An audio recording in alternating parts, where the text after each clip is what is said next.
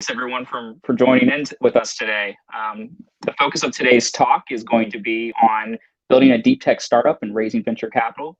My name is Haider Alabed. I am the program director for Techstars Industries of the Future Accelerator. I'm joined by my colleague, Tricia Martinez. She's the managing director of our Futures of the Industries Accelerator. And we have a very special guest with us today for today's talk. It's Peter Lee. He's the founding managing partner at Embark Ventures, a seed stage venture capital fund based here in Los Angeles and focused on deep tech companies. Prior to his life as a venture investor, he was the VP of product at a venture-backed startup in the digital media space. And before that, Peter spent some time at McKinsey as a manager and at Microsoft as a product manager. Peter, you have a great background, I have to say. I looked at your LinkedIn, MIT bachelor and master's graduate and MBA from Harvard Business School. I'm really excited to dive in today on today's conversation with you and Tricia. Right before that, just as a reminder for everybody tuning in, if you have a question and you're tuning in on Crowdcast, feel free to drop it at the bottom of the screen. We'll be paying attention to that as we go throughout the conversation. And if you're tuning in from LinkedIn or YouTube or even on Crowdcast and you think you have a company that would be aligned with Techstars Industries of the Future Accelerator, feel free to link your personal LinkedIn, your website. We definitely pay attention to that and we'll be following up. So with that, I'll hand the mic over to Tricia. I think she's going to give a great overview of our program. Thanks, Haider. What's up, everyone? Thanks so much for joining. Please use the chat. Feel free to let us know where you're dialing in from. Drop your company name, whatever you're interested in, and throughout the conversation, feel free to post a question. I'm pumped to have Peter here. I think Peter is one of the coolest guys I've met so far on this interesting journey, and I'm really excited to have a conversation with him about deep tech, investing, startups. He's experienced it all, so it will be a great asset for everyone listening on this conversation. Before I start the conversation and introduce Peter, I wanted to give some background on our program since all of you have been following the new Industries of the Future Accelerator. So as Haider said, my name is Tricia Martinez. I'm the managing director. I am a serial entrepreneur. I've spent most of my career in the deep tech space where I've brought to market a new blockchain technology, spent most of my time in emerging markets, sub-Saharan Africa more specifically. I'm actually an alum of Techstars as well. I went through the Barclays London program, and after I exited my company, I ended up going to the federal government as a White House Presidential Innovation Fellow, sort of like an entrepreneur in residence, where I was privileged to be detailed at the Department of Energy, where I got to work with our 17 national laboratories on commercialization efforts and AI and climate change initiatives. So the industries, we can go to the next slide. The Industries of the Future Accelerator is a program for startups building breakthrough technologies that can change the world. We're looking for founders, technologists, scientists who are unbelievably passionate about building and solving global problems. And some background on our three program partners. This is what really sets our program apart from a lot of the other Techstars programs. The first partner is Oak Ridge National Lab, which is the largest science and energy national lab in the Department of Energy system. It has the world's top supercomputers. Its scientific programs focus on materials, neutron science, energy, high-performance computing, systems biology, and national security. We also have a partner with Tennessee Valley Authority, which is a federally owned electric utility corporation with service areas that cover all of Tennessee and portions of Alabama, Mississippi, Kentucky, Georgia, North Carolina, and Virginia. It's the sixth largest power supplier and the largest public utility in the country. And last but not least, we have the University of Tennessee, which is a public research university. The UT system has 10 undergrad colleges, 11 graduate colleges, hosts more than 30,000 students from around the country and more than 100 foreign countries. You can go to the next slide, please. So one thing that I really want to focus on, and we'll have a conversation when I bring Peter in about this, is our program is focused on quote unquote deep tech. So within our investment thesis, we're really looking at a few key areas: artificial intelligence, quantum information sciences, clean technology, biotechnology, advanced manufacturing and robotics, and 5G IoT. So if you're building anything from drug discovery to carbon capture, nuclear energy, robotics process automation, we really want to talk to you. So please feel free to reach out and ping us on office hours, which we will leave a link for in the chat. And the next big thing I wanted to cover were key dates and details. So we are in open applications right now, and they will close October 6th. So we have about a month left of open applications. In that time frame, you should be reaching out to us, having as many conversations as you can with us. We want to meet you. We want to talk to you. We want to learn about what you're building, and we really want to help you. The program, as of now, runs in person in Knoxville, Tennessee from January 26th through April 21st. Things could potentially change with COVID. We don't really know, but as of now, I would like the program to be live so that as an entrepreneur, you can access the National Lab and the facilities that they have to offer. And if you're interested, like I said, in connecting, don't forget to sign up for office hours. And most importantly, reach out to us. Myself or Hyder, we're here to help you. Once you're part of the Techstars Accelerator, you're a part of the Techstars family for life. We believe in founders first. So that means we're putting all of our energy into supporting you as an entrepreneur and helping you navigate the crazy ups and downs of this lifestyle that you have chosen to live. Make sure to apply, and applications close in about a month. So you have plenty of time, but feel free to reach out to us. So we can leave the slide up, but or you can take it down so we can have a conversation. I wanted to bring up Peter. As Hyder said, he's the founding managing partner of Embark Ventures. I was introduced to Peter through another VC that I know. And as I've been navigating the space, I've wanted to and have had the privilege of, falling back on Peter when I've had questions. As someone who is not a scientist, but has been building in the deep tech space, it's really important to have investors that really understand these markets, are subject matter experts, and can really add a lot of value to entrepreneurs and other people in the space. So I'm going to let Peter give a quick introduction of himself, his background, and what his current role and fund is doing. Great. Amazing intro. I'm so excited for the program. I can't tell you so many startups that could benefit from this. So everyone should definitely be applying. So in terms of my background, I'll try to cater it obviously to an audience that hopefully is very deep tech interested. So I studied robotics. So maybe I'll start before that. My dad was a professor. And so my whole life, I thought I was going to be a professor as well. And I spent summers tinkering with stuff. I ended up going to MIT to study robotics. Spent summers at Los Alamos National Lab, another national lab in the system, where I was doing crazy remote robotics to do nuclear bomb disarmament and things like that. And ended up applying for a PhD at MIT, got in, but decided to take a pause after my master's to work. And I was like, hey, before I dive in, may get some work experience. So I ended up joining a startup. Had the most unbelievable experience, and definitely caught the startup bug. Ended up, after some nudging from my dad to go back for the PhD, lasted about 4 months in the PhD before I said, I'm out of here. I can't do it. And I think I still have a love of technology, but I realized my greater passion was the intersection of great technology with marketing and business and customers. And so I ended up going down a different journey, got a business degree, spent some time in consulting, and then another startup, and then ended up in venture capital. And, luckily a couple of years ago, I ended up with a partner who had the same passion as me to do very early stage seed investments in deep tech companies. And we do everything, a lot of the things listed on the Techstars, site or the slide you showed of robotics and automation, manufacturing, quantum, material science. So all these areas are fascinating for us. So hopefully it wasn't too long of a spiel on my intro, but hopefully that sets the stage.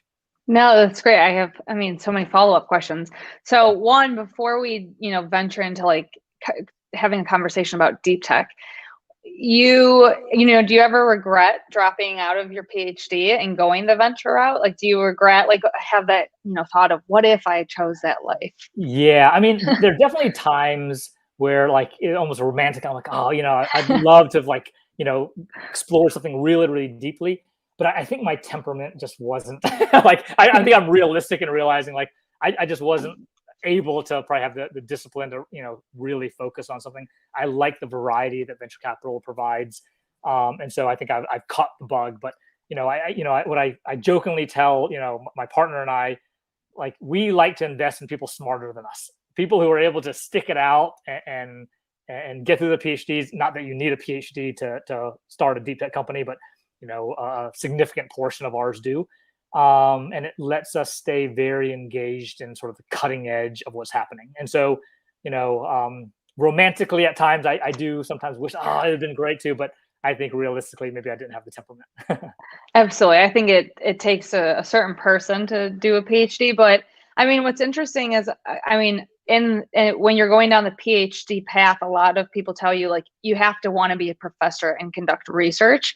But I think so many scientists end up in the lab and they're like, but I want to go build something. And so a lot of the companies we're looking at for our program are all PhDs and scientists. And while I think that's a massive strength, like you need to have a mix between a business and a science, right? Like, especially if you're building like a robotics company, someone needs to have that expertise in robotics and most likely a PhD, but you also need the business mind that can run the day-to-day, the finance, the go-to-market, the product, commercialization. So I think it's a fine mix. Yeah, absolutely.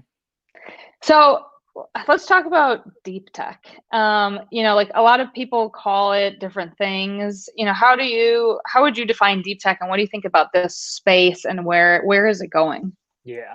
So I guess a couple of things. One is, I have the view that very few things, if anything, is truly defensible, protectable. No one can do what you're doing. We think about it as how long of a head start do you get versus other people around you, or how limited can you make the competition? There's only a handful of people or groups that really understand this technology, and so if you get to market, you're not going to have 20 competitors like in the SaaS space where there's so many people all doing the same thing. You might have a couple at most, at times.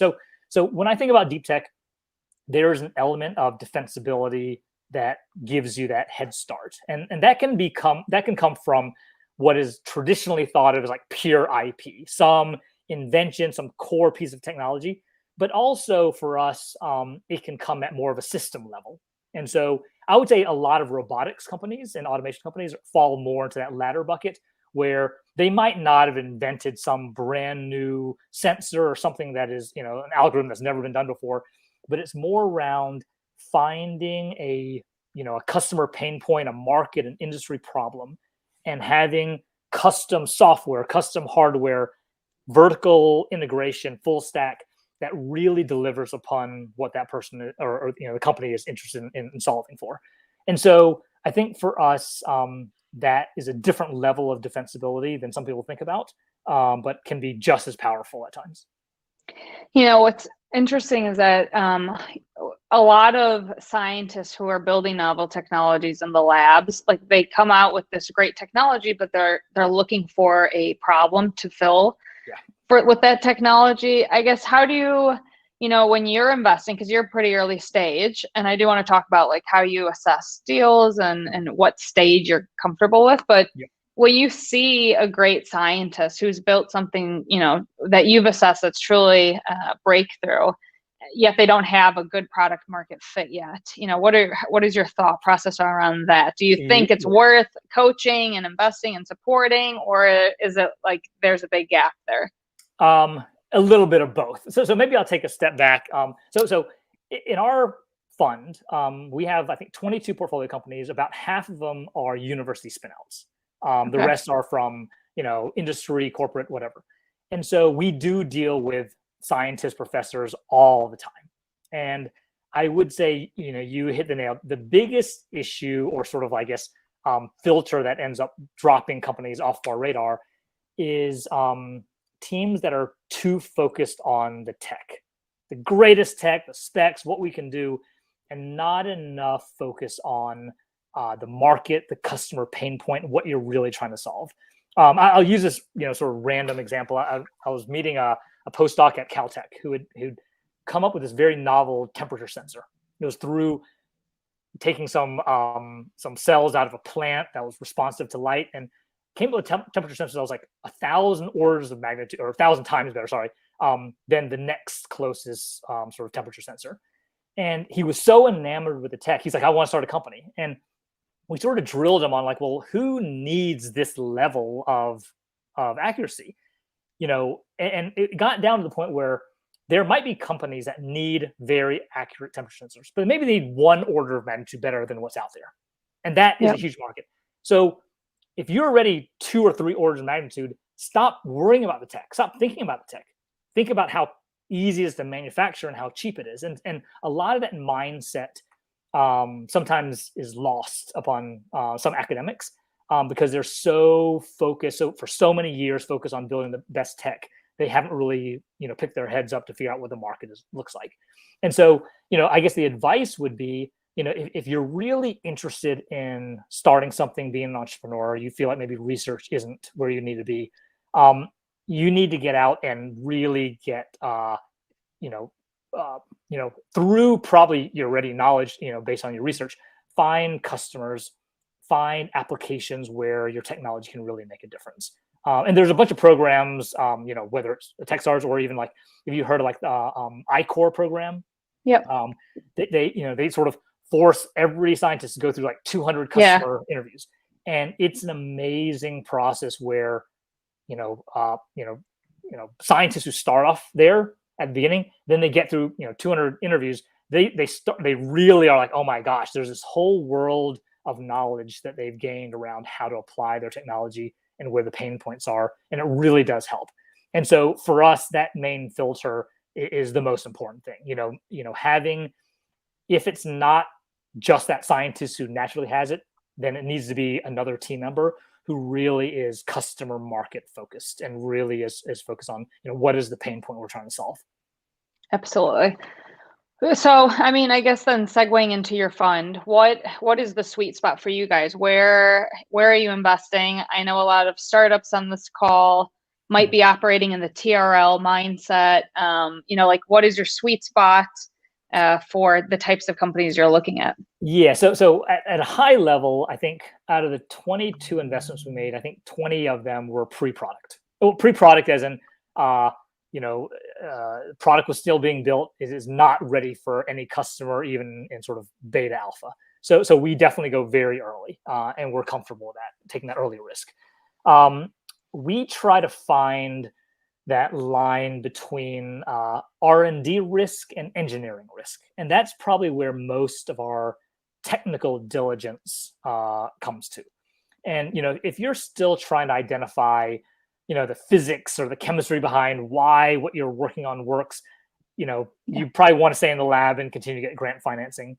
But if that piece is well understood and you really now have identified a customer target and really trying to productize that tech, we're very comfortable getting in at that stage. And it's not universal because every company is different, but I would say probably 80+% of the companies we invest in on our round of financing, which is typically the very first round of capital, a seed round, let's say between $2 and $5 million on average. Our goal is that company gets from pre-product to first customer, first revenue. And again, it's not always the case because there's certain technologies and industries that just take longer, especially on the bio side where there's regulatory. Yeah. But we do try to focus on that. And there's definitely some areas, maybe it's quantum hardware or certain areas of nuclear where it might not be feasible. But I think a lot of areas, especially in applied deep tech, so in robotics and manufacturing, things like that, I would say that should be a goal. And that gives you a sense of maybe if you're ready, if your technology is ready, if you see a path, that, raising financing and sort of hunkering down for a year and a half, productizing what you have, then it feels like you're at a stage where you're sort of ready for venture capital. Absolutely. And when you're, looking at some of these deals, like of your 22 portfolio companies, what would you say is, like, as an investor, and this is, personal to you, what is the most important thing when you're assessing an opportunity? What's the one thing you really want to see, or what do you really try to hone in on? Yeah, I mean, I guess ultimately team decides everything, Yes. I guess in our view.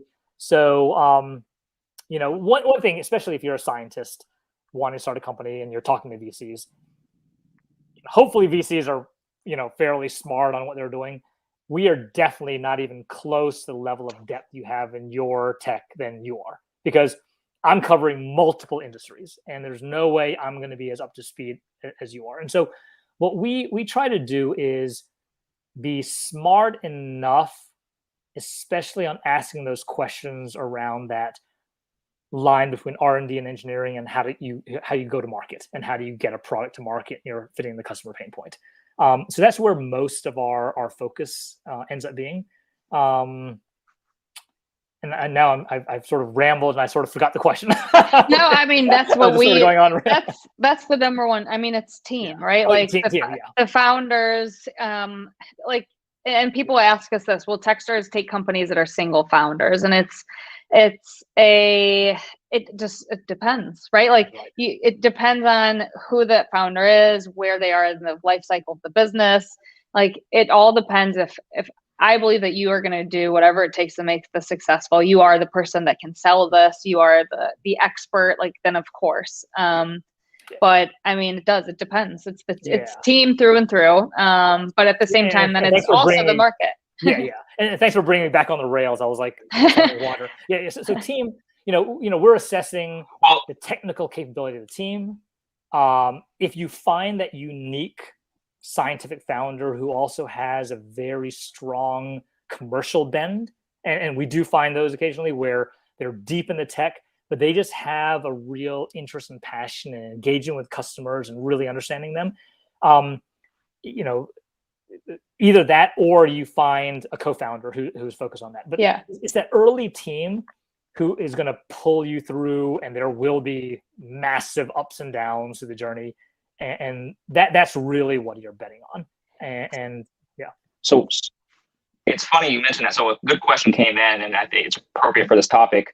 Do you consider non-PhD founders as a credible option for investment in deep tech startups? And I haven't even done the counting on our portfolio. I would probably say the majority of them have a PhD founder, but easily there's a number of them that don't. And most of those, someone's worked in the industry. So, for example, we have a couple of companies that are SpaceX alum spinning out of SpaceX, starting companies. And many of them do not have a PhD, but they spent 5 years in the crucible of fire that Elon's created in SpaceX.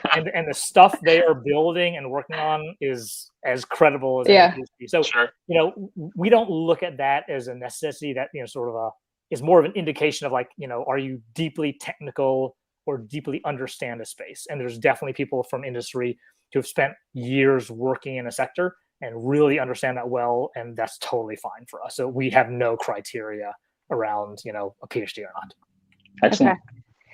So since there are a lot of, I would say probably mainly deep tech founders on this call right now, and one thing that is a lot of fun as an entrepreneur is playing the game with VCs. And so, like, it's like a weird dating game. Honestly, it's like you play hard to get. They only want you when you don't need them. So, like, what would you recommend for a founder who has a deep tech company right now? Maybe they have a prototype, but they're getting to the point where they're ready to raise funding. When you assess deals, are you looking to speak with a company and see their traction over time? Do you know after one pitch, hey, I want to invest in you? Is it purely like all these other VCs, they have a lead, I want to invest now? Like, what do you recommend for companies who are trying to start getting a round moving? How would you approach yourself?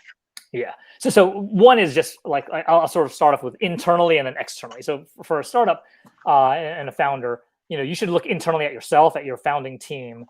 And you do need someone who is comfortable and likes, maybe not likes, because there's a lot of people who really hate it, but it can do it, but can go through that fundraising, essentially a sale process, because you're selling yourself, you're selling what you're doing.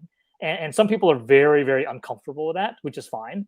But you do need to either convince yourself that you can do it or find someone who's a teammate who is comfortable doing that. Once you do that, obviously you're going to get all your ducks in a row of like your tech is very clearly understood, your value prop, what industry you're targeting, what your customer pain point. So all the things that is typical, around a pitch deck that you need to address.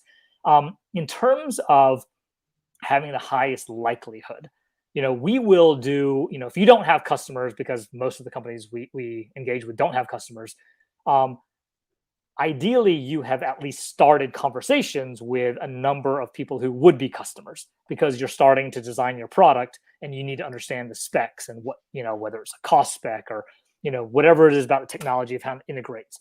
And so being able to either offer those up to VCs would be highly valuable. On our end, we use our own network to get to customers ourselves.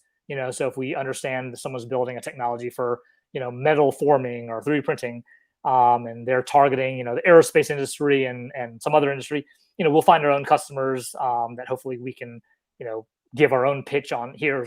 Start by came across, is this interesting to you? But that is a pretty critical piece, point in what you're doing. The technology piece, we're going to go deep on, or at least deep enough. But generally, that's the piece that the scientists have. That's the one piece that they're like, hey, I can answer all the questions around the technology piece. But they really need to make sure they can answer the customer questions, the market size, and have at least some semblance of what your intended go-to-market is, business model that can change over time. But that helps us understand, have you done enough research on your own to understand, like, what do you think would be the right way to approach the market? Yeah. Okay, absolutely. And someone asked in the chat, for a scientist, a deep tech founder, how hard is it to find a business co-founder? I feel like generally it's harder to find that technical lead, someone who has that domain expertise and can actually build, because technical people are just harder to come by. But finding a co-founder is one of the hardest jobs you will have. Like, it is your life partner, and you really need to trust that person, and you can't just bring them on, abruptly. You should be dating them for a while. Yeah. So if you don't have a business co-founder as of now, I would say start posting it everywhere on LinkedIn, AngelList. People there are so many business-minded entrepreneurs who want to jump into a technology that can change the world. But if they don't know about it, or if they haven't heard about it, they're never going to reach out to you. So you got to, market, and push that word out there. Yeah. In terms of deep tech, like, what are the things that really excite you right now? Any particular technologies or any trends that you're seeing that keep you up at night? Yeah. So, I mean, it's been consistent with our current fund, and still will be for a while. One area that I probably spent, 70% of my investment time and dollars in is broadly robotic automation. And I guess what excites me is, and I'll use the analogy back in the internet era, when switches and networking gear were being built, sort of what they call the infrastructure layer. And once that layer was built, then the application layer started getting built. So all the apps on top of what computing and internet and connectivity all provided. And so when we were starting our fund, we were looking, 10 years ago, how hard was it to build a deep tech company? A lot harder. The advancements in AI, machine learning, and computer vision, and cloud computing, and different sensors, was LiDAR and 3D cameras, things like that. A lot of that technology has matured and costs have come down. And we view that as the infrastructure layer of a lot of deep tech has now been laid. So now, when you're building applications on top of it, it's much easier to go to market. And so if you're a robotics company, you have robotics hardware coming down, you have computer vision, AI, machine learning, all these things that are needed that you don't have to, design and build from the ground up. You're more integrating and taking sort of best breed, and then having your sort of maybe one area of focus that you're really pushing on. And so that is one area I just feel like there's going to be so much, runway for the next decade, where every old industry, not necessarily old, but every industry that has a lot of manual, work involved, that automation can come about. There's just going to be more and more applications where, on the SaaS side, there's so much being done on SaaS. Not that SaaS will ever stop, but it's sort of like at some point you have to touch the real world, and all the automation on data and pipeline and things like that are being done well. But touching the real world and now taking these advancements and this whether it's efficiency or faster, better, cheaper, and pushing that to the real world. That is what I feel like is the next frontier. For the next 10 years, there's going to be plenty of opportunities to go into. I totally agree. And I mean, we're seeing, instead of SaaS, we're seeing robots as a service, satellites as a service, in the space tech space. So I'm like, it's awesome. We're seeing all these the new models, and it's the future. It's where everything is headed. So I'm glad that we have a robotics expert, Haider, with us, because we will need your deep insight for a lot of the deals we're seeing. Right. What are your thoughts on companies going after SBIR, STTR, NSF, like funding from the government? How do you feel about it? Do you think a lot of companies waste time because of the length of applying and just like the requirements for updating the government? How do you feel about it? Yeah, it's a good question. From a financing runway, it's great. I mean, the more you can leverage non-dilutive capital, the better. I think the issues come about if there's not a really, really strong alignment with your product roadmap, because oftentimes it can sort of veer you off in different directions, and if it does that too much, you just it's hard enough for a startup to do one thing well. When you start having to add on different, in a sense, customers, so you have your real customer that your company trying to build for, and then you have one of these grant funds that you have to satisfy another customer. And so you just got to make sure that the alignment is really well done, and so that you're not sort of veering off your team and spending time on some project that really doesn't align with your future product roadmap. So that would probably be the biggest concern I have. When I finance companies, many of them mention, hey, we are or will plan to apply. I view it as a nice to have in terms of, I'm not going to invest if that financing is necessary to get to your goals. So hopefully the venture financing will get you to your goals. And if you are able to get grant financing, it just allows you to be a little bit more free and flexible with the amount of money, hiring, things like that. Because oftentimes these things take a long time to come to fruition. And when you raise capital, sometimes you're raising for 12, hopefully not 18 months, 24 months. And so, if it's going to take you 9-10 months to even hear back whether you get it, you can't rely on that to hit your next milestone to raise the next round of financing. Do you think that one of the greatest hurdles or pitfalls for deep tech companies is around the financing side and the greater deep tech ecosystem? Or do you think, from experience that you've had with these companies, do you think it might be more around the product market fit, that like some of these technologies are just taking too long in the lab and to commercialize is just much more complex? Like where do you see the gaps in the deep tech ecosystem right now?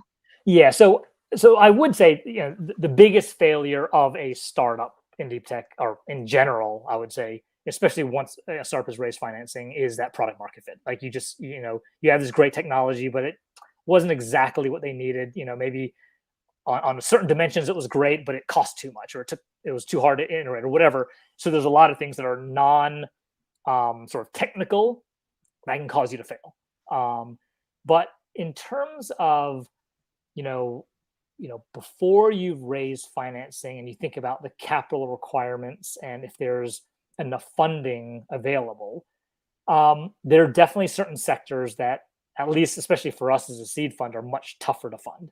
So, if you're, wanting to build new battery tech and it's going to cost you $50 million to, build a factory, it's just those companies, I think, do have a much harder time, because I think to find the capital that's going to be that patient and willing to fund that much before they see, the output will be hard. And so there will be certain sectors, I think nuclear is getting a bit of buzz recently, but I mean, like, and I haven't explored, but like just the amount of financing it takes. So there are going to be certain sectors that if you're in that sector, it might be tough. You might be forced to like stay in the lab and raise, government financing, because that's where the money is going to be. But there are other sectors, obviously robotics is probably one of the most obvious ones, manufacturing, where there's a lot of money that is private capital that is very interested in advancing that. So it varies a lot. Yeah. And what about, I guess, the greater deep tech VC ecosystem? Are you saying, how long have you been investing in deep tech, and how have you seen the space change? Do you think it's growing really quickly? Yeah. So in terms of a focused fund, our fund, we've only been doing this for about 4 years now. But even in that time period, it's grown significantly. I would say. I feel like you're like an OG of deep tech. I know. Deep tech. Like 4 years is long, I feel like. Right.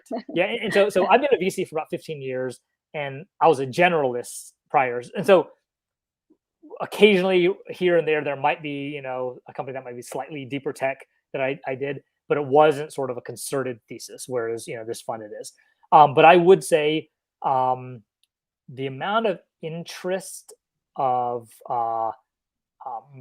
especially traditionally non-deep tech funds, larger generalist funds, to now say, hey, robotics, hardware, we usually said no to anything that wasn't software.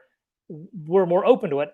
That has changed dramatically. And so especially once you get to revenue and you have customers, a later stage VC is just going to look at the opportunity and say, for this dollars and this ownership and this growth trajectory and this market size, is this a good investment? And so I would say there is, starting to grow more and more capital in that later stage. The really early stage capital, especially what we do, so it's pre-product, there are starting to be more and more funds, but I would say that's still way underserved. I think I think it's much harder for a generalist VC who doesn't have a technical background, maybe works at a fund that does software investing, to say, oh, now I'm going to go into pre-product deep tech investing. It's much harder, I would say. And so I would say that's where the biggest gap in capital is. But I am seeing more and more funds that are sort of late seed Series A that typically only ever did software, poking their nose around, saying, oh, this is pretty interesting, especially once the core technical risk they feel like has been solved for, because they already, a company maybe has gotten the customers and revenue. And so they're not worried that the technology doesn't work. I would say that's where I'm seeing the most sort of new growth in capital. Yeah, no one has the risk appetite yet to jump in at the stage you're in, right? Potentially pre-seed, but that's the most fun, right? Like that's where Techstars is. You get to work early on and support the entrepreneurs as they're going through the craziness of entrepreneurship and trying to bring to market a new technology. I think part of our goal is like to really help build to help make sure that entrepreneurs that we meet, whether they come through our program or not, get access to the resources that they need. So whether that's funding, whether that's learning how to put together a pitch deck, whether that's learning how to apply for SBIR or get introductions to VCs, like I think there's, like you said, it's there are still a lot of gaps and it's a growing space. And we want to make sure that everyone has those resources, because these are the entrepreneurs that are going to change the world and solve some of our biggest problems that we're up against. Yeah. And I love the fact, especially for Techstars, in general, what Techstars has done, taken sort of maybe newer entrepreneurs who didn't have some of the background in this, it's even more drastically needed on the deep tech side. Because the founders, like you said, are often highly technical and they haven't necessarily spent their time working in a couple different startups already or whatever. Yeah, And so they've been in the lab. Yeah. Yeah, exactly. So I'd say that the need is even more acute, in this sector for having, Techstars and other, pre-seed groups that are really helping, science entrepreneurs, figure things out. Absolutely. I agree. Hyder, did you have any questions that you wanted to jump in with? I have some more, but feel free to. We have a few coming in right now, so I'm just kind of going to go down the list and spitfire here. So somebody had asked, is AI, natural language processing, machine learning, deep tech enough if it's tackling probably something that's not robotics, more in the mental health, psychiatry standpoint? Is that something that would still be considered for a deep tech type investment? Yeah. So I would say probably 80% of our portfolio has a hardware component, but we definitely have software-only companies.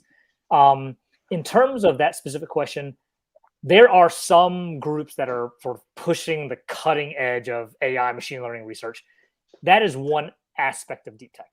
But most deep tech companies, they're not creating their, like a whole new type of AI. They're taking AI and, and tuning it, through training data, whatever, for a specific application. And so what your question was specifically was, it sounds like more for that sort of neurotech, biological, whatever. And so I would say, the defensibility might not be in the actual AI algorithm you use, but it is more in the data set and the tuning of how you apply it towards your application. And the knowledge and industry of, also in general, sort of that market and how you're going to market. So definitely, I think software only companies have a great, avenue for deep tech investors. But it really is that matching of applying the AI to a very specific application and really going deep there. And hopefully, either you have a data set that is quite unique, so you can train your model on, and that gives you, some kind of barrier, but something that a deep tech, investor will look at and say, okay, it's not as simple as, a random person looking at it and saying, I'm applying it. Like you've done the work, you've gathered data, you have something that's a little bit harder to go after. Sure. But, one example, we have a company called Optimal Dynamics, software only company, spin out of Princeton.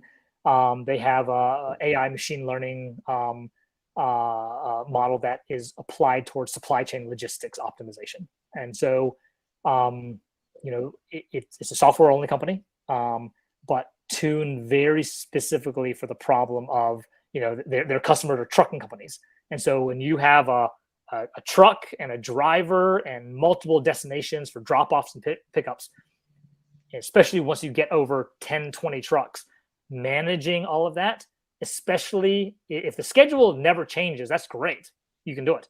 But there's always accidents. Someone gets sick. Something is late. There's traffic. And they have to adjust their scheduling real time all the time. And they have a system that is tuned for, uncertainty and changes. And, from some of the early customers, they get like 30% efficiency benefit, which either can mean for the existing set of trucks, they can do 30% more volume, or they can cut their fleet down by 20, 30% and service the exact same customer. So it's massively accretive from a financial perspective, but very, very specifically defensible because they've tuned it exactly for the customer use case here. So we're very comfortable with software only companies. Gotcha.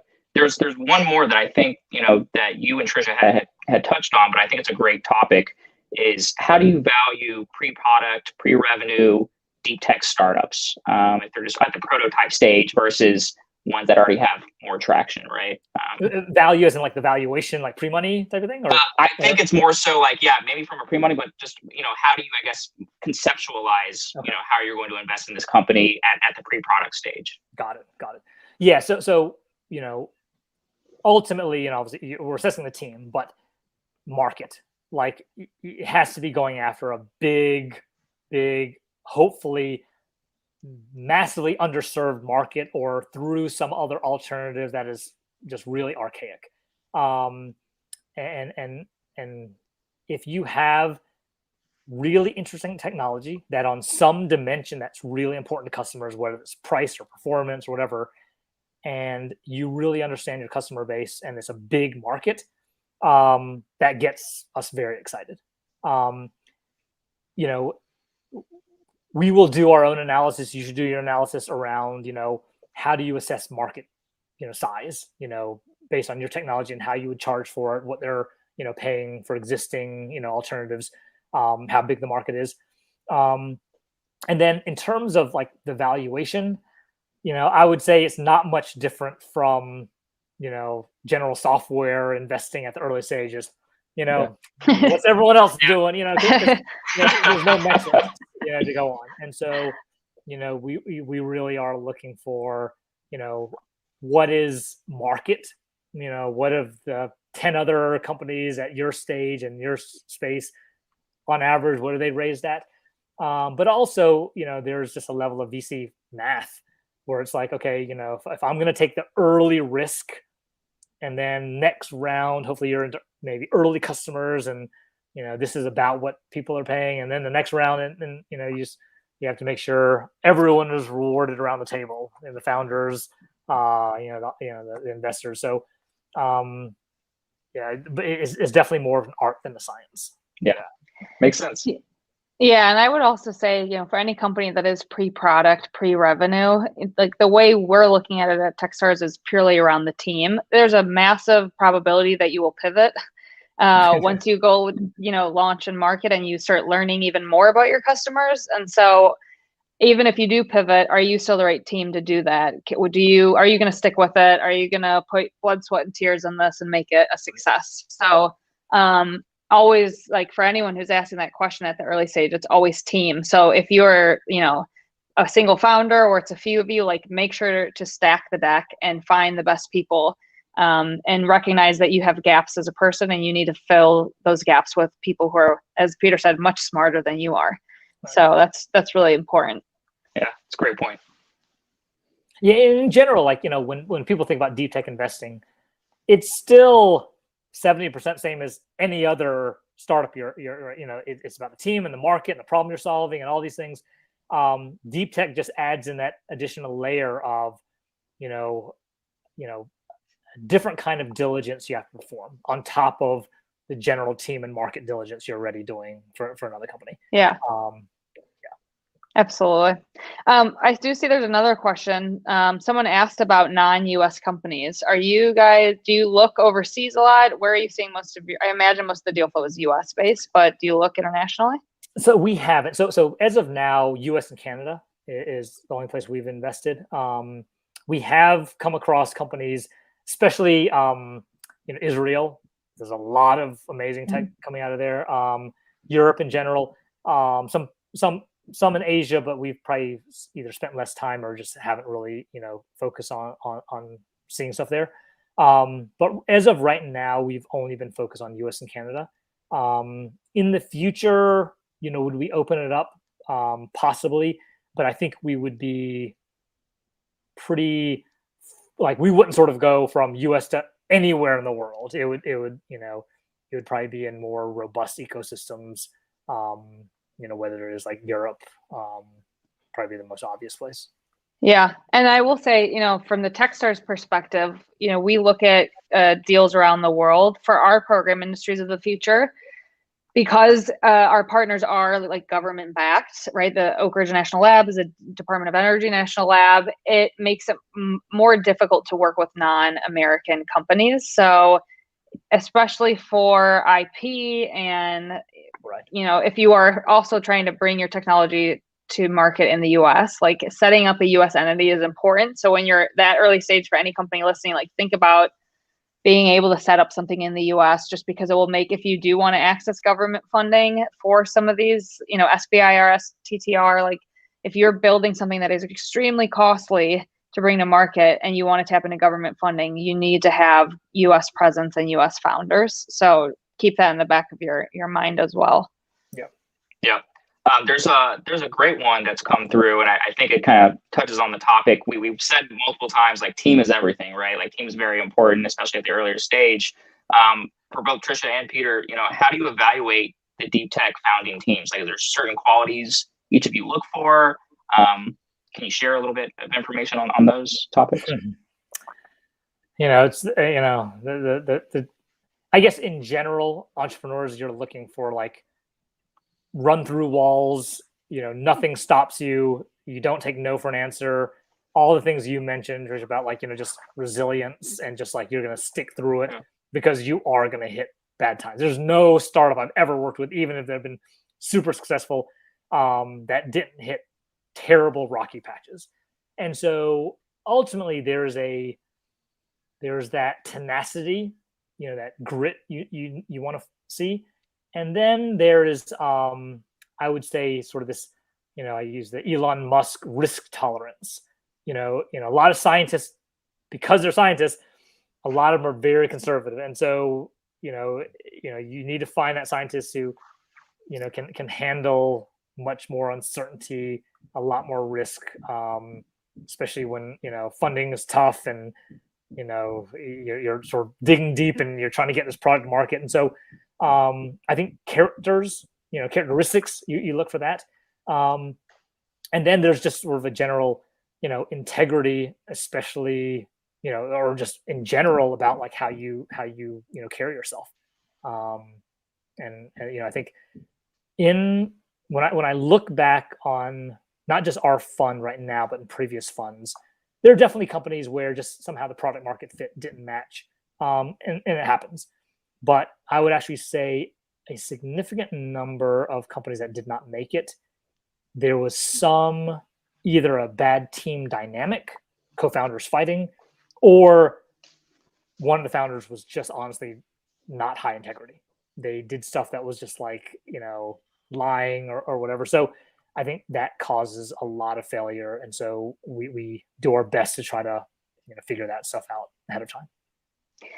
Yeah, I think that's like what's interesting is, we all say like team is the most important variable to assess, but it's so hard to assess in a short time frame because like you're saying, to get to know someone, whether they have tenacity and grit, whether they are a quote unquote good person, that takes time and it's not always easy to evaluate. I think the most immediate and obvious thing that you can evaluate is what educational background do these people have? Where were they working before this? What domain expertise do they have? And within deep tech too, if you're building a robotics company, but your background is in philosophy or English, like that might be something that I would think is kind of weird. Maybe you're truly a brilliant technologist, but if you're a technologist, but you don't have that background, that says something. So looking at your background and seeing that you have a good school or education and that you've spent your entire career building and perfecting that expertise around that technology, that's what is really important. But then having a business person, they don't have to have that expertise or background. And if they do, that's great. But I agree with you. I think that like one thing as an entrepreneur, the one thing I've learned is that like the wrong hire, the wrong person is a virus to your team and it will destroy you when you're very small. So it's so important to pick the right co-founder and find the right group. But it's difficult for investors to assess that. And so it should be your job also as the entrepreneur to really showcase why your team is the right team to build this. It's not just you, it's the entire team. Yeah. And one thing you mentioned, like especially around your co-founder, if you're a scientific founder and you have some amazing tech and you've decided that, hey, there's a really interesting market you're going to go after.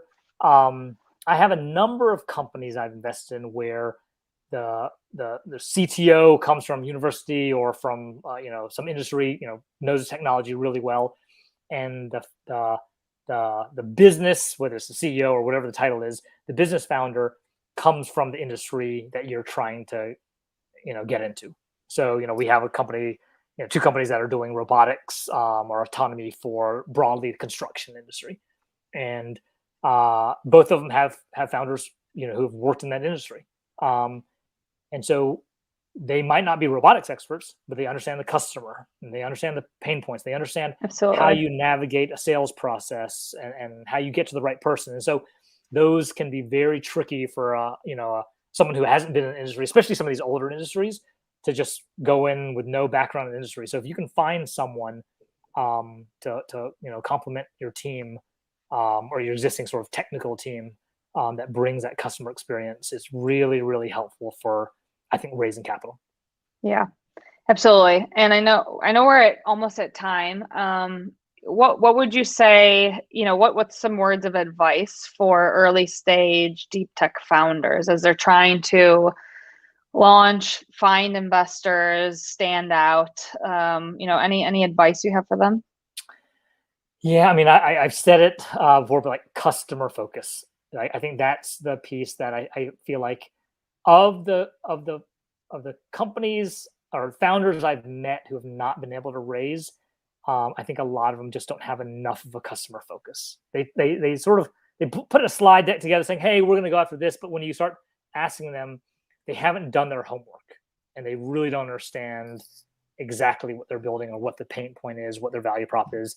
And so, the technology you probably already know well enough that you don't have to, boost that up. It just really spend time on the market. I think that's just the biggest piece. And then the advice becomes more general. Like there's always stuff, around, your first hires and how you build the culture of the company and how you fundraise. But I would say, especially if there's a lot of sort of scientists on the call who really want to start something, really think hard about customers and get that perspective injected into your company very early. Absolutely. I totally agree. Value proposition and how you differentiate is key. So how can people get in touch with your fund? What can they do to contact you if they want to pitch you? What do you recommend? Yeah. So, the generic advice, which is true, if you can get an intro, especially from like, a portfolio company of mine founder or someone I trust, I would say we will definitely spend the most time, and we'll just like, hey, we'll just take a meeting just because, someone told me to, that I trust. I have actually gotten quite a few referrals from VCs because it's either like, hey, we don't really do this hardcore deep tech, but it was a great founder I got to know, or it's way too early for us. We want to get them, when they have customers and revenue. And so if you've networked with other VCs and it might not be a fit for them, don't take that as like, oh my gosh, it's a waste of time. If you felt like you had a good relationship with them, ask them, hey, are there other deep tech, funds that you know of that are interested in this space? So that'd be the other piece. And then in terms of, direct reach out, I have a lot of people, on LinkedIn who reach out to me. I'm totally fine with that. Emails can come over the transom. It's just peter@embark.vc. But I will say, with the amount of emails, I read all of them, but I might skim them really fast. And if something jumps out really quickly, and you've grabbed my attention, I might spend more time and reach back out. But make that email concise and to the point. Tell me your value prop. Tell me, market going after. Tell me a little about your background and why you're legitimate, from a, some piece of technology you've created. But if you can go through another avenue, that's definitely more. You have a higher hit rate of getting someone's attention. Yeah. A warm introduction is always better because remember, everyone, VCs like to play hard to get. Awesome. Well, we have so many people who joined, so many great comments. Thank you so much, everyone. As a reminder, our Industries of the Future Techstars program is a deep tech program. So it is a great feeder for people who want to then move into their seed round, Series A. We're talking with AI, robotics, quantum, clean tech, biotech, 5G companies. Reach out to us. We won't play hard to get. We want to help everyone. I know Peter does too. He just has a lot of people reaching out to him. So office hours are there. If you want to chat with us, please sign up. Our applications close October 6th. We are eager for you to reach out so we can help and see if you're a good fit for our program. Peter, thank you so much. It was such a pleasure chatting with you. We really appreciate you and your time. Definitely. Thanks, Peter. I'm so excited to get involved and see what comes out of Techstars and work with you there. So I'm really excited. Awesome. This is just the beginning for deep tech. Great things coming. Right. Awesome. All right. Thanks so much. Everyone. Okay. Thanks, everyone.